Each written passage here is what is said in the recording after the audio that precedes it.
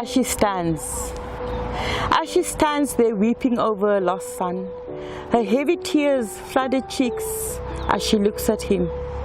Helpless he lays. Life has been drawn out of him. For how long has he been dead?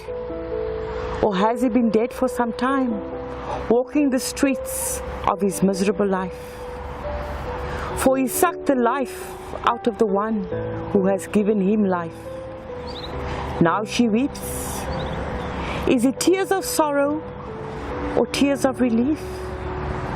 The abuse is finally over for her, as this symbolizes a turn of a new leaf. Let's start this tale like a once upon a time story. A mother gave birth to a lovely son who brought joy to her soul.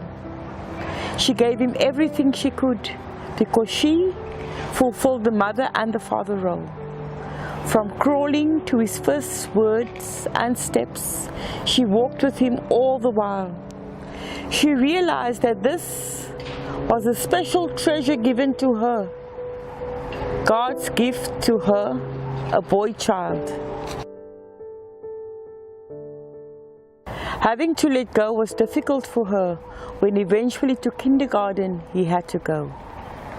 Being separated from him, her love for her baby boy continued to grow. He's flying through primary school, making sure his mama would be proud, winning almost every race, having the school kids call his name out loud.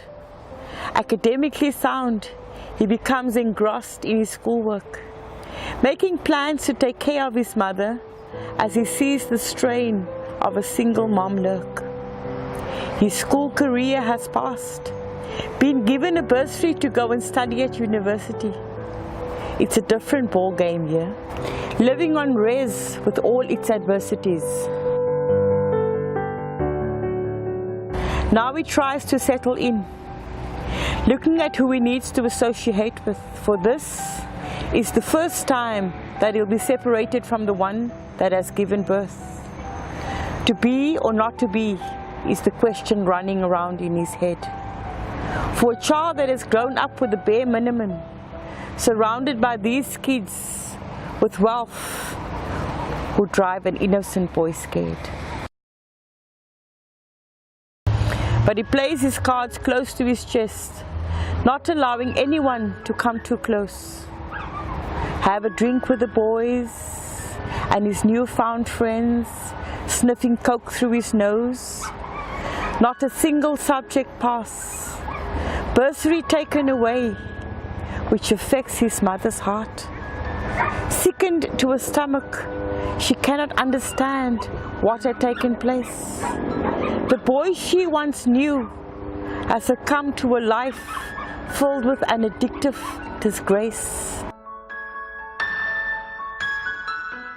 In and out of home, it doesn't seem to have affected him one bit. Pants to the ground, eyes wide shut. This boy has become a misfit. Walking through the front door, she notices something missing. Could not have been that difficult to spot there's no couch to sit in. Smaller things have been disappearing before, but not a word was said. This looks like the final straw.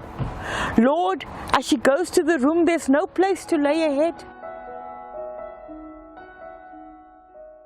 The cupboards stand bare as food was taken to be given away. Her last pennies were spent when she had to buy groceries yesterday. Nowhere to turn to, sitting on the floor with her head in her hands, waiting for her son to come home. She is just so sick and tired of this God-given child. She would wish that he would leave her alone. So at 4 the next morning, he climbs sheepishly through the window and tiptoes around, not realizing his mother is standing there just looking at him, not making a sound. As she starts to speak, you can feel the hurt and the pain she has been through. Tears streaming down his mom's cheeks doesn't bother him. He hits her eye blue. Blow by blow he continues to smash her from wall to wall, pillar to post. Drug-infested mind, out of control. He is beating up the one who loves him most. Her screams are heard as it echoes through the house and down the street. Before anyone can get to her, the son disappears in a heartbeat.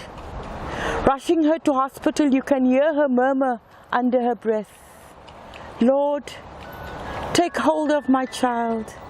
He is infested with devil sugar, crystal meth." She has been aware of it for quite some time and was familiar with the symptoms, for she was the one that assisted in rehabs and spoke to other parents about their pestilence. Now she lies in a hospital bed thinking of what she could have done different, blaming herself for being a worthless mother, thinking of how she could have acted more resilient. No visit from a son or family. She lays wondering what he's up to or where he's at. The love for a son, no matter what he has done, is genuine, and that's a fact. For 2 weeks, she has been laying there. It's time to go home today. Not knowing what to expect. All she wants is peace. That is all she prays. The house is a sight for sore eyes, as even the windows have been taken out. Just a frame of something she once had. Her life has been stripped without a doubt. As she walks in, there he lay in the vomit of what he had brought up earlier that day. Being comatose, not being able to hear a word she has to say. When he realizes that she's there, he rushes to go grab for a knife. The look of death in his eyes, wanting to end her life. This time she escapes out of the door, running frantically down the streets. Her cries are heard by a cop that is busy on his beat, trying to stop this kid who is chasing his mother with a purpose. As he raises his hand to stab her, a bullet hits him in the head and leaves him unconscious. Now, it's him fighting for his life as he is rushed to the emergency ward, body shaking frantically. Does this symbolize the final reward? The decision is left for her to decide, as there is nothing more they can do to save him now. 3 weeks has passed. It is time to decide to live or pull the plug. Is this his final blow? As she stands, looking at him lying there, lifeless, she started to think of the good old days. She started seeing the child she once knew as she tried to look into his eyes and gaze. Tears rolling down her cheeks, she now stands at his coffin side. The decision was made. All that she asked for is that the Lord with him would abide.